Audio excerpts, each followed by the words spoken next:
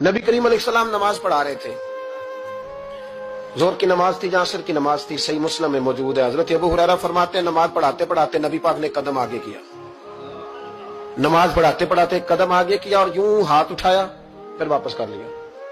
अब नमाज पढ़ के ना तो सलाम फेरा तो सहाबा अर्ज करने लगे या रसूल अल्लाह सल्लल्लाहु अलैहि वसल्लम, वो नमाज में पैर भी आगे किया तो हाथ भी उठाया, तो वजह क्या थी? अब पहला सवाल तो यह है कि आप लोग नमाज पढ़ रहे थे या हुजूर को देख रहे थे? तो सहाबा तो पहले ही बताते हैं कि भाई हम तो पहली साफ में नमाज इसलिए पढ़ते थे कि नमाज भी होती रहती थी और चुपके चुपके महबूब की दीद भी होती रहती थी।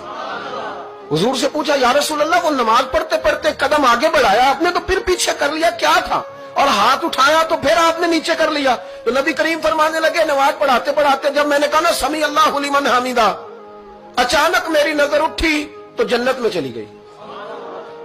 नजर उठी तो जन्नत में, तेरे लिए 2-4 कदम अर्श बरी है।